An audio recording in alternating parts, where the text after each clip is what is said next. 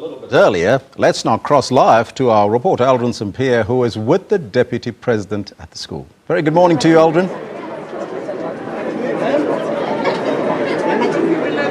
Well, yes, good morning, Elvis. We are here at Phehellang Secondary School in Parys. The school has received 100%, but they also received 100% in 2015 as well. And we're now joined by Deputy President Cyril Ramaphosa. Remember that earlier on he delivered the keynote address. As one of the speakers, actually she's standing right next to you. I wanted to say halala, Deputy President, halala. Halala. Halala, SABC. Halala to the school and halala to the educators as well. Yes, we're very, very happy. We're here really in celebratory mode because we're coming to celebrate success. This school has really performed phenomenally.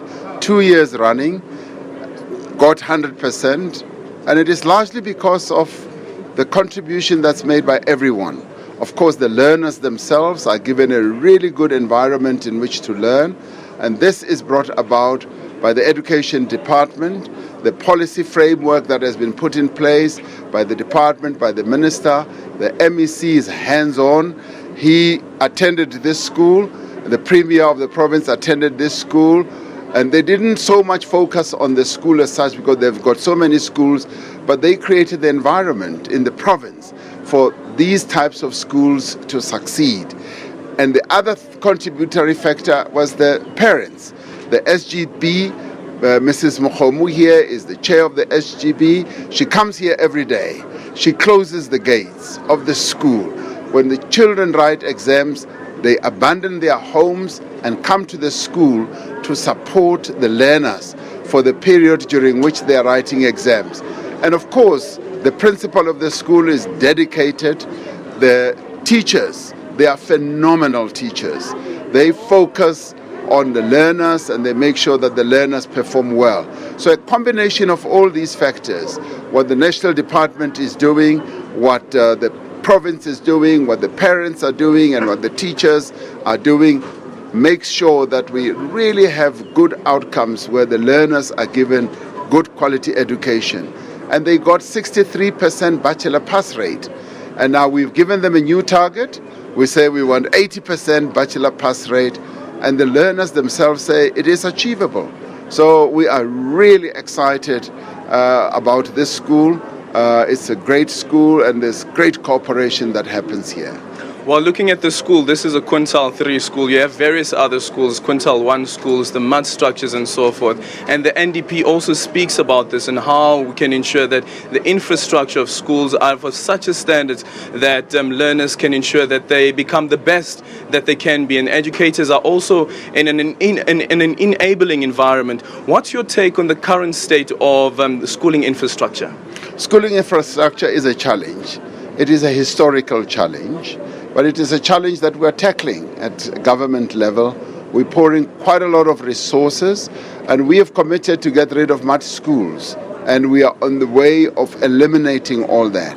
We want every school to be a modern school to the extent that we can in various parts of the country.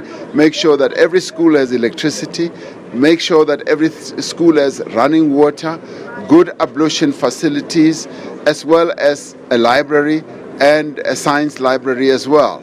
So all those things are on the way of being done and achieved.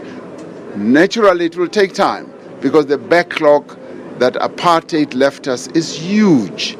But what we can be grateful for is that we've got 100% access of young children who are coming to schools. So that we can be grateful for, and that spurs the government to want to achieve more in terms of meeting the infrastructure needs of our schools. And we also are grateful because we've got a lot of partners. Business is coming to the fore, the communities are coming to the fore, non-governmental organizations are also mobilizing resources to help with the upgrading of school infrastructure. For instance, in this school, the Department of Education built this hall. There are other NGOs that are now going to revamp the library, the ablution block, the science library.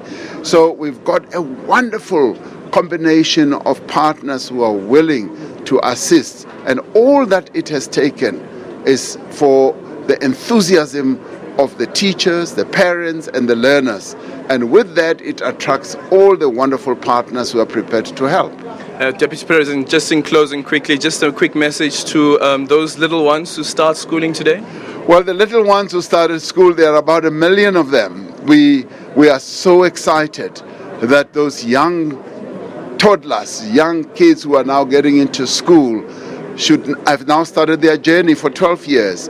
And we say they must have a dream. They must be ambitious.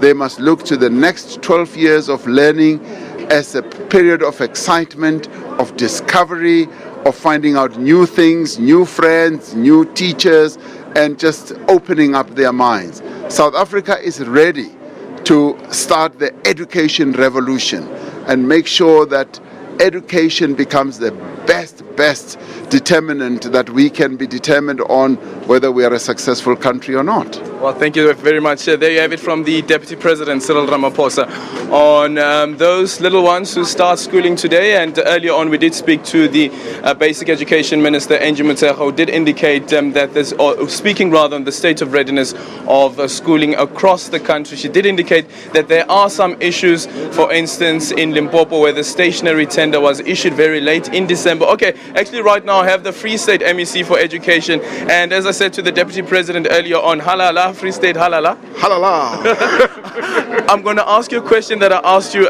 when the minister actually released the results. Yeah. What does it mean for the Free State?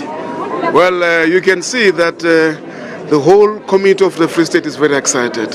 And I think this is what we wanted. We want a situation where everybody in the Free State can associate with education.